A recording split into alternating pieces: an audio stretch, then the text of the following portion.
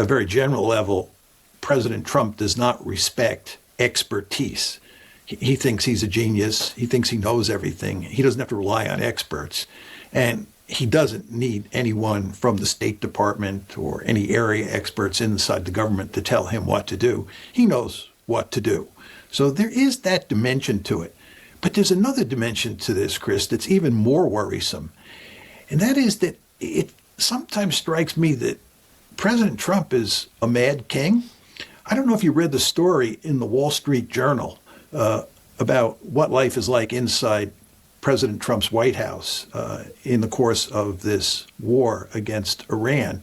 And the story is told in there, and the White House has not refuted this story, that after those two pilots were shot down earlier this month, and President Trump was told about this, he was hysterical. He was hysterical for a few hours. He was just beside himself with rage, to the point where his aides had to keep him outside of the room while they decided how to deal with the problem.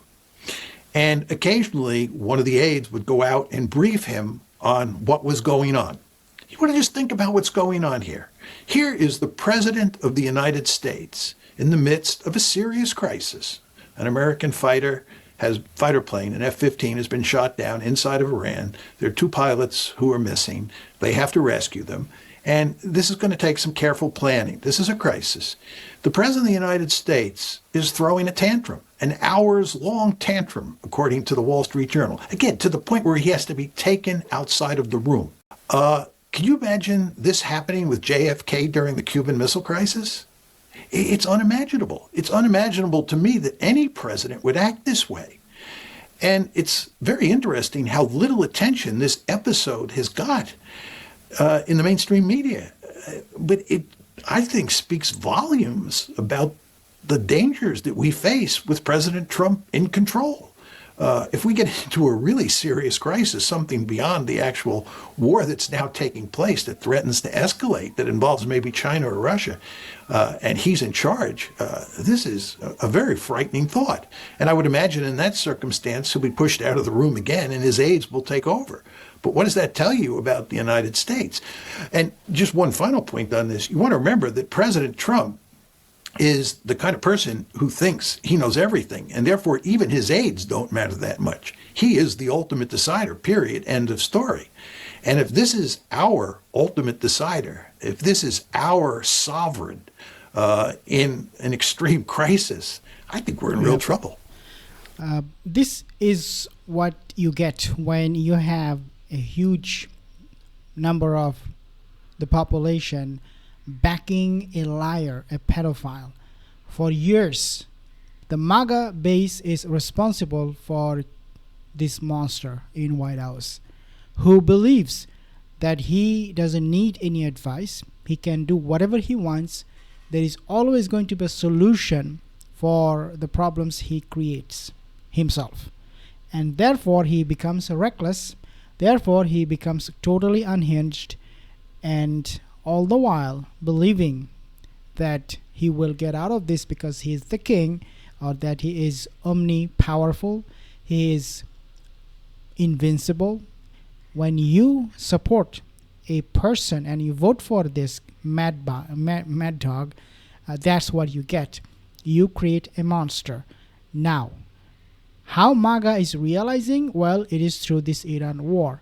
They are now realizing that this guy is really not invincible. He cannot solve all the problems, even the one he creates himself.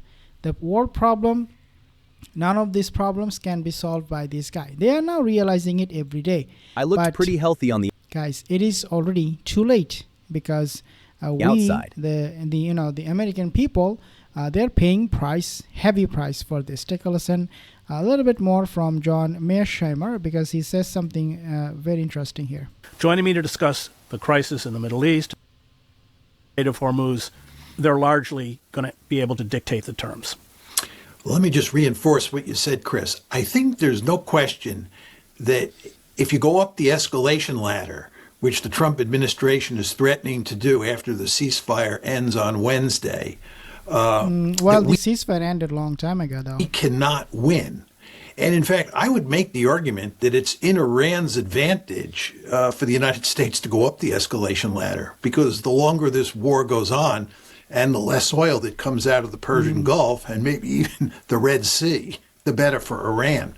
This is what is happening right now. So Donald Trump, if he does go to the escalation ladder, he will lose. But what is happening right now is exactly that. He is escalating the whole tension in the Middle East. He's now talking about attacking Iran one more time. What John Mearsheimer warned Trump against is what Trump is going to do in the next coming days. He spoke to Benjamin Netanyahu on the phone, and he confirmed the attack on Iran one more time again, and Iran said that we will retaliate the like of which you have never seen. Donald Trump is creating that tension one more time, and quite understandably, because he doesn't have any card to play. But whatever he does, it will backfire, it will destroy him, and it is also hurting U.S. economy. So I think going up the escalation ladder makes no sense for us. The $64,000 question is whether or not President Trump and his advisors understand that. And my guess is that they do. And therefore, I think that we will go to great lengths to work out some sort of deal on Wednesday or before. No, none of those things happen, not on Wednesday. And Iran did not agree to any deal. Therefore, it is game over for Donald Trump. He doesn't have any cards. So no deal happened. I want to ask you about the 10 points, because many of these points, the removal of U.S. military bases from the region, continued control of the Strait of Hormuz, these are pretty bitter pills for the United States to swallow. I think there's no question about that. I often say that, if you look at what people are talking about in terms of a settlement this week, what they focus on is the nuclear issue, and what they really focus on is the nuclear enrichment issue.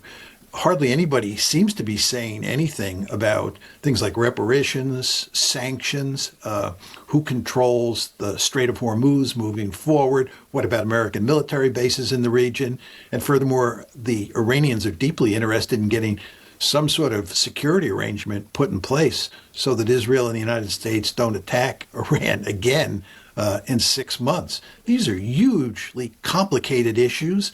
There are a good number of them, and I think they have to be settled as well as the nuclear issue.